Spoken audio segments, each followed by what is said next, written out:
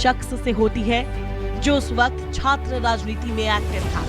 छात्र नेता थे लालू प्रसाद यादव और वो लड़की थी राबड़ी देवी। 25 जुलाई 1997 जब एक घरेलू और 8वीं पास महिला बिहार की मुख्यमंत्री बनती है। ये पूरे देश में अपने तरह की पहली घटना थी। इससे पहले राबड़ी देवी का राजनीति से कोई सरोकार नहीं था। उनकी पहचान बस इतनी थी कि वो बिहार के मुख्यमंत्री लालू प्रसाद यादव की पत्नी है। चारा घोटाले में लालू यादव को अपनी गद्दी छोड़नी पड़ी, लेकिन वो चाहते थे कि सत्ता किसी तरह उनके हाथ में ही रहे। कुछ लोग को लेकर उन पर तंज भी कसते थे, लेकिन लालू सबको दरकिनार कर अपनी पत्नी को बिहार का सर्वे सर्वा बना दिया। राबड़ी देवी को बचपन में सब भागमनी कहकर बुलाते थे। माता पिता ने भागमनी नाम ही रखा था। भागमनी से राबड़ी देवी होने का भी एक किस्सा है। दरअसल गांव के लोग बचपन में राबड़ी देवी को गोद में खिलाते थे तो रबड़ी कहते थे। तब से उनका नाम पहले रबड़ी और फिर बाद में राबड़ी हो गया। नाम भले ही राबड़ी हो गया हो, लेकिन भाग्य तो हमेशा साथ ही रहा। माता पिता ने जो नाम रखा था राबड़ी उस पर खड़ी उतरी। भला ऐसा भाग्य और किसका होगा। राबड़ी देवी के मुख्यमंत्री बनने के बाद कई लोग चुटकी लेते थे कि बिहार की सरकार चलाने वाली महिला जो कायदे से अंग्रेजी में गवर्नमेंट शब्द का उच्चारण भी नहीं कर सकती, वो सरकार क्या चलाएगी। बहुत कम लोगों को पता है कि मुख्यमंत्री बनने के बाद राबड़ी देवी की पहली स्पीच 1 मिनट से भी कम की थी। तब सुशील मोदी विपक्ष के नेता हुआ करते थे। पिंक साड़ी पहनकर राबड़ी देवी विधानसभा आती है, घबराहट में स्पीच देती है। सामने से सुशील मोदी लालू के घोटाले और पत्नी को सीएम बनाने को लेकर राबड़ी पर तंज कसते हैं। राबड़ी मुस्कुराते हुए कहती है, मैंने हमेशा आपको अपना छोटा भाई ही माना है। सुशील मोदी बस देखते रह जाते हैं। राबड़ी के इस जवाब ने ये साबित कर दिया था कि भले ही उनकी पहचान अब तक एक घरेलू महिला की थी, लेकिन अब वो सियासत में भी छा जाने को तैयार है। राबड़ी देवी और सुशील मोदी के बीच तल्ख संवाद होते रहते थे और हमेशा राबड़ी देवी सुशील मोदी पर भारी पड़ती थी। तब बिहार और झारखंड एक हुआ करते थे। विधानसभा में सदस्यों की संख्या 324 थी। सरकार में 74 मंत्री थे। एक बार सदन चल रहा था। सुशील मोदी ने चोर यानी कि लालू को अपने घर से निकालने की अपील की। राबड़ी ने जवाब में कहा, मैं चोर को आपके घर भेज दूंगी। सदन में मौजूद सारे सदस्यों ने जोर से ठहाका लगाया। सुशील मोदी के पास कोई जवाब नहीं था, फिर भी लड़खड़ाते हुए कहते हैं कि मेरा घर तो बहुत छोटा है। कोयला मंत्री कांति सिंह का घर बहुत बड़ा है, आप वहां भेज दीजिए। जब सदन में उनके पक्ष में मतदान संपन्न हुआ तो बाहर पत्रकारों को जवाब देते हुए कहती हैं, मैं अपने पति के आदेशानुसार काम करूंगी, लेकिन उनके किसी भी गलत आदेश का पालन नहीं करूंगी। राबड़ी ने अब तक ये साबित कर दिया था कि वो कोई कठपुतली मुख्यमंत्री नहीं है। वो सरकार चलाना भी जानती है और विरोधियों को जवाब देना भी। शिक्षा मंत्री ने कहा कि शिक्षक लोग को दहेज मिल रहा है। मुख्यमंत्री जी कहते हैं दहेज नहीं लेना चाहिए। कोई काम में मुख्यमंत्री जी सफल नहीं हुए हैं, ना दारू में सफल हुए हैं, ना दान दहेज में सफल हुए हैं। राबड़ी देवी को दोस्त बनाना पसंद नहीं है, ना उन्हें बाहर खरीदारी करना पसंद है। वो अपने परिवार के साथ अकेले रहना पसंद करती हैं। चारा घोटाले पर एक पुराने इंटरव्यू में वो कहती हैं, मुझे बहुत बुरा लगता है जब कोई उन्हें आरोपी कहता है। हम अपनी संपत्ति को कहाँ छिपाएंगे। पटना में हमारे अपने कौन हैं? सभी हमारे दुश्मन हैं। यहाँ तक कि हमारी पार्टी के आदमी भी हमारे दुश्मन हैं। उन्होंने हमारे घर और हमारे परिवार के सभी सदस्यों के घर छापेमारी की है, किसी को नहीं छोड़ा। लोगों को सारा खेल पता है। लालू जी के खिलाफ लोग सबूत चाहते हैं, हम भी सबूत चाहते हैं। माँ का दूध पिया है तो सबूत लाकर दिखाओ।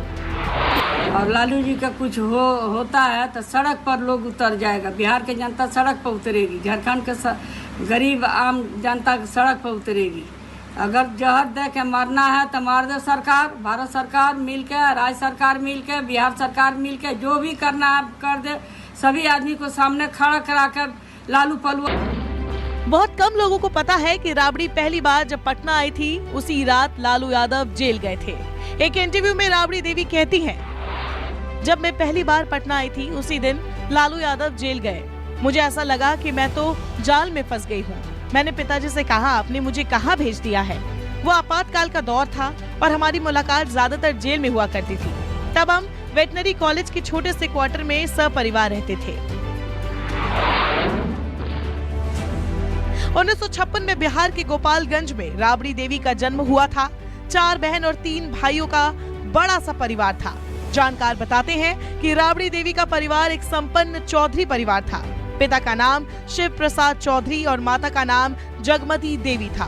पिता राशन की दुकान भी चलाते थे। राबड़ी देवी के बारे में कहा जाता है कि वो अपनी मां के बेहद करीब थी। परिवार के पास अच्छी खासी जमीन और प्रॉपर्टी थी। दूसरी तरफ लालू यादव के परिवार की स्थिति उतनी अच्छी नहीं थी, लेकिन लालू के पक्ष में एक बात थी जो राबड़ी के पिता को बहुत पसंद थी। राबड़ी के पिता एक पढ़ा लिखा लड़का ढूंढ रहे थे। लालू पटना के साइंस कॉलेज के छात्र थे। पिता लालू से बहुत प्रभावित थे, जबकि राबड़ी के भाई शादी के खिलाफ थे।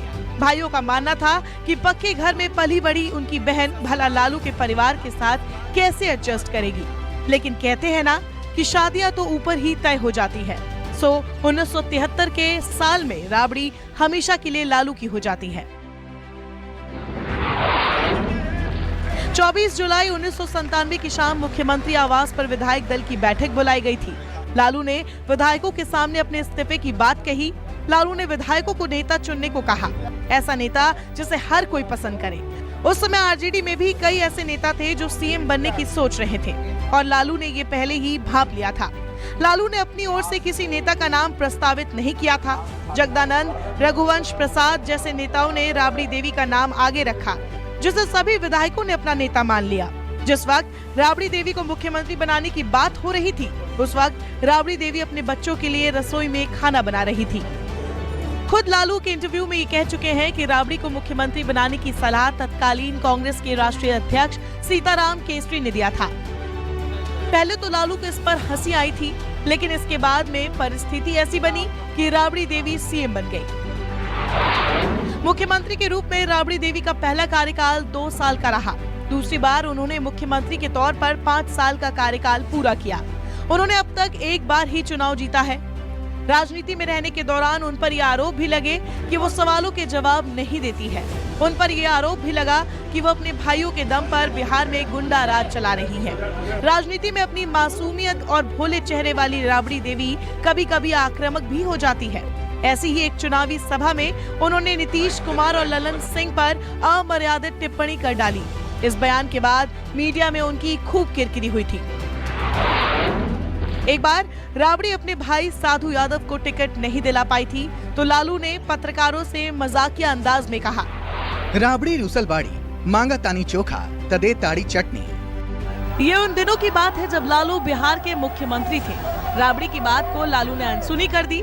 बाद में साधु यादव को स्पोर्ट कोटे से 2 बार विधान परिषद भेजा गया। 2004 में उन्हें लोकसभा का टिकट दिया गया, तो उनके भाई सुभाष यादव को राज्यसभा भेजा गया। कहते हैं लालू के हर फैसले में राबड़ी देवी का हाथ होता है। लालू यादव चाहते थे कि तेजस्वी ही राजनीति में उनकी विरासत संभाले और बेटे तेज प्रताप के लिए भी सियासत का रास्ता खुलवाया। 2014 के चुनावी हलफनामे में राबड़ी ने बताया कि उनके पास 2 नाली बंदूक और 14 लाख के गहने हैं। तब राबड़ी के पास 6 करोड़ 5 लाख की चल और अचल संपत्ति थी, 65 गायें और बछड़े। राबड़ी ने 1 करोड़ 93 लाख रुपए अलग अलग संस्थानों में निवेश किया है। साथ ही पटना में उनके दर्जनों मकान हैं। इसको लेकर विपक्ष लगातार उन पर हमला करता रहता है। लालू यादव ने राबड़ी को शादी से पहले नहीं देखा था। राबड़ी गौना कर मायके आई। लालू का घर फूस का था, तो बारिश के दिनों में झरना बन जाता, लेकिन राबड़ी देवी ने एडजस्ट किया। हर कदम पर लालू का साथ निभाया। दोनों एक दूसरे को बखूबी समझते हैं। एक इंटरव्यू में किसी दूसरी महिला के साथ प्यार के सवाल पर लालू कहते हैं, हम दिल वाला आदमी नहीं है, ये सब काम हम कभी नहीं किया। शादी से पहले राबड़ी देवी को हमने देखा भी नहीं था। आजकल तो जिससे शादी करना होता है उसकी फोटो मंगाई जाती है। उस लड़की से मिलने के लिए पूरा परिवार जुटता है, फिर लड़का लड़की से सवाल पूछता है। हम तो गाँव के लोग थे, हमसे कोई क्यों लव करेगा। फकीर के घर में पैदा हुए थे, अब तो इंटरनेट आ गया है, लोग मोबाइल से मैसेज भेजते हैं। लालू प्रसाद यादव हर खुशी के मौके पर राबड़ी देवी को गुलाब का फूल देते हैं, चाहे वो उनका जन्मदिन हो या शादी की सालगिरह। लालू प्रसाद यादव कहीं भी हो, करवा चौथ के दिन घर पर होते हैं। कुछ लोग राबड़ी देवी के 9 बच्चों को लेकर भी सवाल करते हैं। काफी पहले राबड़ी ने इस पर खुलकर बोला था और विरोधियों पर जमकर बरसी थी। साल 2000 में एक इंटरव्यू के दौरान राबड़ी अपने 7 बेटियों और 2 बेटों के सवाल पर कहती हैं, लोग अपनी संतान के बारे में क्यों नहीं सोचते? जो लोग मेरे परिवार की साइज को लेकर मजाक उड़ाते हैं, क्या वो अपने 2 बच्चों का सही से परवरिश कर पाते हैं? मैं 9 बच्चों की माँ हूँ और मैं उनकी परवरिश के साथ साथ सरकार भी चला रही हूँ। कुछ लोग जलते हैं, उन्हें ये बात हजम नहीं होती कि एक अनपढ़ माँ राज्य की मुख्यमंत्री कैसे बन गई। 6 बेटियां होने के बाद मेरी सासू माँ ने कहा था, लड़के घर चलाते हैं, लड़कियां नहीं। चिंता मत करो, क्या बच्चा पैदा करना अपराध है? अगर मैं किसी अमीर उच्च वर्ग से होती तो क्या कोई मुझसे इस तरह के सवाल करता? हम यही चाहते हैं कि खत्म कर दो, बाकी तानाशाह नहीं चलेगा। ऐसा तानाशाह आज़ादी के बाद ऐसा सरकार कभी नहीं बना है। तानाशाह में ये सरकार है, भारत सरकार है, तानाशाह में है। पागल हो गया है भारत सरकार, एकदम पागल हो गया है। भारतीय राजनीति में राबड़ी की बात इसीलिए भी की जानी चाहिए क्योंकि एक साधारण और बेहद सादगी पसंद महिला जो कभी रसोई तक सीमित थी, जिसकी समक्ष और सपने सिर्फ गृहस्थ जीवन के इर्द गिर्द घूमते थे, वो एकदम से सियासत के शिखर पर पहुंचती भी है और कामयाब भी होती है। सही मायनों में लालू ने राबड़ी को लोकतंत्र का करिश्मा बना दिया। सियासत में ऐसा पहले कभी नहीं हुआ था। इसे लालू का मास्टर स्ट्रोक कहे या भागमनी का सौभाग्य।